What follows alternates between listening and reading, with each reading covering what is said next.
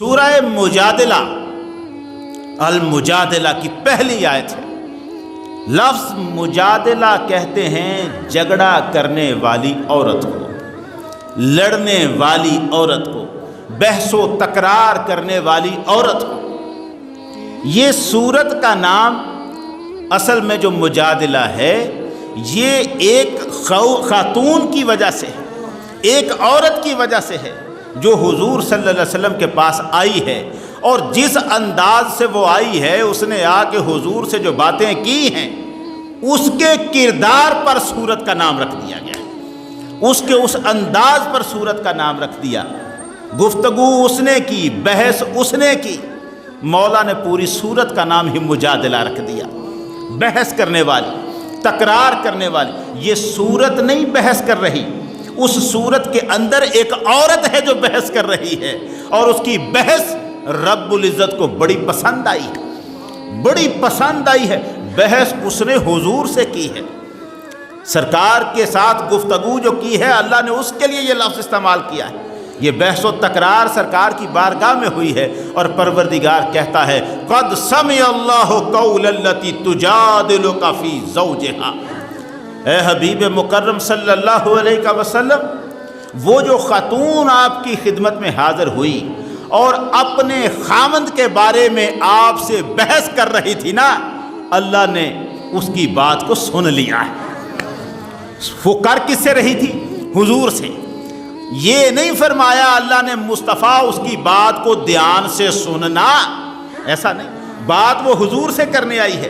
رب کہتا ہے وہ جو تجھ سے بات کر رہی تھی نا، تیرا رب اس کی بات کو سن رہا تھا، سن لیا ہے اس کی بات کو۔ اس کا مطلب تھا صرف سنا ہی نہیں، ہم نے سن کر اس کی فریاد کو قبول بھی کر لیا۔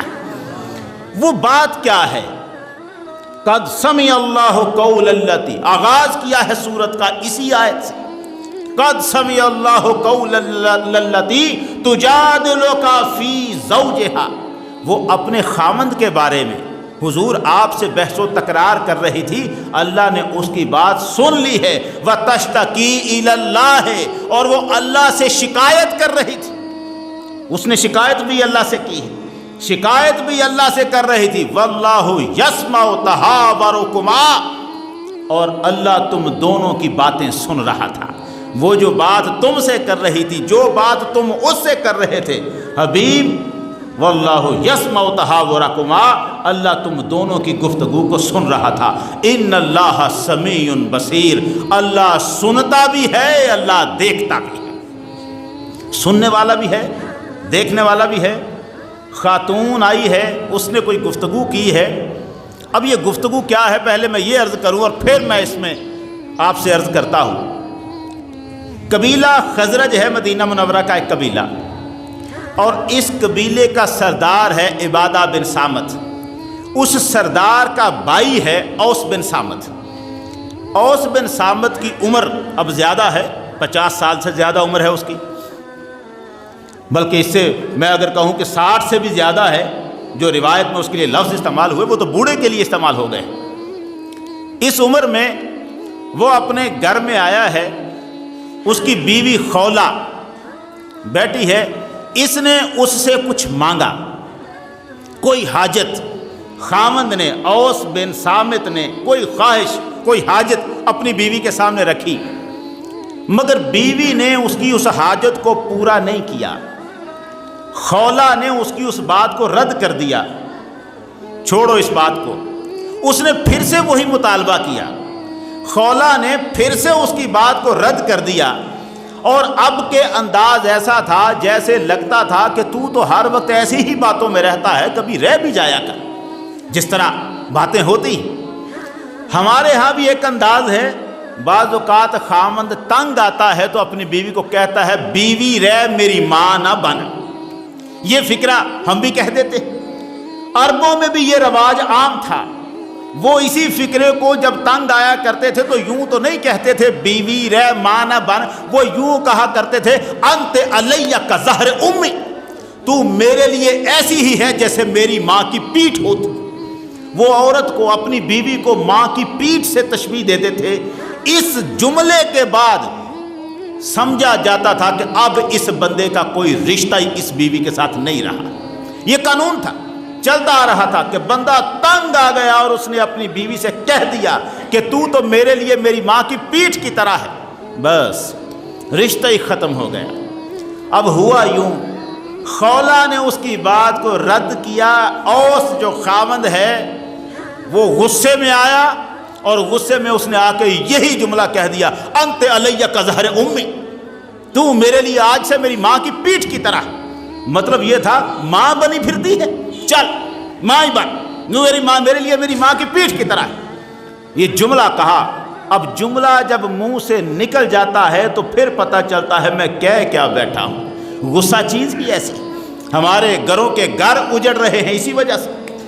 خامند اور بیوی کی جو ناچاکی ہے وہ لمحہ بھر کے لیے انتہائی بلندی پر پہنچتی ہے، اور جہاں وہ جا کر خامند یہ جملے کہہ دیتا، اچھا پھر تجھے طلاق، اور جب 3 مرتبہ کہہ دیتا ہے تو پھر بعد میں مسئلے پوچھتا پھرتا ہے، میں نے غصے میں دی تھی۔ طلاق غصے میں دی جاتی ہے، کوئی خوشی سے دی جاتی؟ ہنستے ہوئے پیار سے بندہ اپنی بیوی کو کہہ رہا ہو، بلی لوگ بہت اچھی لگتی ہے تم مجھے، اللہ تجھے زندگی میں برکتیں دے، آج سے پھر تجھے طلاق۔ ایسے کوئی کہتا ہے؟ طلاق ہمیشہ غصے میں ہی ہوتی۔ اب یہ بہانہ جی میں نے غصے میں طلاق دی تھی، یہ کوئی نہیں۔ لیکن یار یہ غصہ آتا کیوں ہے؟ کیا ایسا ہو جاتا ہے کہ بندہ اس مرحلے پہ پہنچ جاتا ہے؟ وہ جو صبر اور ضبط کرنے کا سرکار نے طریقہ سکھایا ہے وہ کہاں ہے؟ نہیں ہے ہم میں، برداشت نہیں رہی۔ ایک دوسرے کو برداشت کرنے کی بجائے جٹ سے رشتہ توڑنے اور بعد میں پھر پچھتانا، یہی ہوا۔ خولہ کا خاوند کہہ تو بیٹھا، جب جملہ منہ سے نکلا تو سوچا کہہ کیا بیٹھا، نکل گیا گھر سے باہر۔ اور پھر جب واپس آیا تو اس نے اپنی بیوی سے کہا، دیکھ قانون کے مطابق تو میرے لیے حرام ہو گئی، اب میرا تیرے ساتھ رشتہ کوئی نہیں رہا، اب ایسے کر، جا سرکار کی بارگاہ میں حضور صلی اللہ علیہ وسلم کے پاس جا، آپ سے عرض کر، ہو سکتا ہے کوئی رستہ نکل آئے۔ عمر بوڑھی اس کی بھی ہے، لیکن خولہ ابھی بڑھاپے کی عمر میں نہیں ہے، وہ ابھی یوں سمجھے کہ جوانی سے تھوڑا سا آگے گزری ہوں گی۔ خولہ پریشان ہے اور اب گئی ہے سرکار دو عالم صلی اللہ علیہ وسلم کے پاس۔ حضور کے حجرہ انور میں حضرت عائشہ صدیقہ رضی اللہ تعالیٰ عنہا کے گھر میں سرکار تشریف فرما ہے۔ خولہ جا کے حضور کے پاس بیٹھی اور خولہ نے اپنی گفتگو سنائی۔ اس نے کہا، حضور حال دیکھیں کیا ہے، میری عمر دیکھیں اور اس شخص میرے خاوند کی عمر دیکھیں، اکل شبابی، میری ساری جوانی کو یہ شخص کھا گیا، ساری عمر میں نے اس کے لیے لگا دی، جوانی میری ڈل گئی، بچے میں نے اس کے لیے جنمے، بچوں کی پرورش کی، اور اب جب میں اس عمر کو پہنچی ہوں، ظاہرہ منی، تو اس نے مجھے ماں کی پشت سے تشبیہ دے کے مجھے چھوڑ دیا۔ اب جو یہ اس کو پریشانی ہوئی وہ کہتی ہے، حضور بتائیں میں کیا کروں، اس عمر میں میرا گھر برباد ہے، میں اگر اسے چھوڑ کے چلی بھی جاتی ہوں، بچے اسے دوں گی تو وہ بھی برباد، یہ سنبھال ہی نہیں سکتا بچوں کو، یہ بچوں کو نہیں سنبھال سکتا، اگر میں بچے ساتھ لے کے جاتی ہوں تو میں بچوں کو پال نہیں سکتی، خرچہ پیسہ تو اسی کے پاس ہے، حضور میرے لیے کوئی مہربانی فرمائے، میں کیا کروں؟ سرکار نے اس کی بات سن کے فرمایا، ما امرنا فی امرک بشیء، ہمیں تیرے بارے میں اللہ کی طرف سے کوئی حکم نہیں آیا، ان نؤمر فساخبرک، اگر اللہ کی طرف سے کوئی حکم آئے گا تو پھر میں تمہیں بتا دوں گا۔ یہ تو حکم آئے اس لیے کہ قانون تو چلتا آ رہا ہے، یہ پہلے سے سرکار کی آمد سے بھی پہلے کا یہی قانون تھا اور یہ عرب میں رائج تھا۔ حضور نے فرمایا قانون تو چلتا آ رہا ہے، اب اس کے بارے میں اللہ کی طرف سے کوئی حکم آئے گا تو تمہیں بتاؤں گا۔ اس نے کہا، حضور غور کرے میرے مسئلے پر، اب آقا نے کہہ دیا تھا مگر اس نے کہا، حضور غور کرے میرے مسئلے پر، میں جاؤں کہاں، میری حالت دیکھے۔ آقا نے فرمایا، خولہ اللہ کی طرف سے کوئی حکم آئے گا تو تجھے بتاؤں گا، ابھی اللہ کی طرف سے کوئی حکم نہیں آیا اس بارے میں، یہ پہلی مرتبہ ایسا مسئلہ حضور کے سامنے پیش آیا تھا۔ آقا نے فرمایا، خولہ اللہ کی طرف سے کوئی حکم آئے گا تو تمہیں بتاؤں۔ اب جب خولہ نے دیکھا کہ حضور میری بات کو نہیں سن رہے، وہیں اس نے آسمان کی طرف منہ کیا، اللہم انی اشکو الیک، پروردگارا میں تجھ سے فریاد کرتی ہوں، بتا میں جاؤں کہاں، میں کیا کروں۔ اللہم انی اشکو الیکا، اللہم انی اشکو الیکا۔ اب جو فریاد کی ہے اس نے، حضور بھی موجود ہیں، حضرت عائشہ صدیقہ رضی اللہ تعالی عنہ وہ گھر کے ایک کونے میں کام کر رہی تھی، اسے یہ تو پتہ چل رہا تھا انہیں کہ خولہ کوئی بات کر رہی ہے، کچھ جملہ سنائی دیتا تھا، ساری بات سمجھ میں نہیں آئی۔ پتہ تو عائشہ صدیقہ کو تب چلا جب جبرائیل قرآن کی آیتیں لے کر آ گئے تھے حضور کے پاس۔ عائشہ صدیقہ رضی اللہ تعالیٰ عنہ نے دیکھا کہ حضور کی کیفیت بدل رہی ہے، دوڑ کے آئیں، خولہ سے کہا رک جا، دیکھ حضور پر وحی نازل ہو رہی۔ آپ پر جب وحی نازل ہوتی تھی تو سرکار کے جسم اطہر کی اور آپ کے چہرہ اقدس کی ایک خاص کیفیت ہو جایا کرتی تھی جنہیں ازواج مطہرات پہچان لیتی تھی۔ اس لمحے میں وحی نازل ہو رہی ہے، خولہ چپ کر جا، سرکار پر وحی نازل ہو رہی ہے۔ اب یہ اسی لمحے کی بات ہے جب خولہ اپنا مقدمہ سنا رہی ہے، بات کر رہی ہے اور سرکار کی طرف وحی آ گئی ہے۔ اور وحی کیا آتی ہے؟ جبرائیل آیت لے کے آتے ہیں، قد سمع اللہ قول التی تجادلک فی زوجہا۔ یہ جو سورہ مجادلہ کی پہلی آیت ہے، وحی نازل ہوئی اور اس کے مسئلے کا حل بتا دیا۔ مولا نے فرمایا ٹھیک ہے، اس کا کفارہ یہ ہے کہ ایک غلام آزاد کر دے اور اس کی طلاق نہیں ہو۔ کوئی اس میں معاملہ خرابی جوڑ توڑ والا نہیں ہوا، رشتہ قائم ہے، بس اس کا خامند ایک غلام آزاد کر دے۔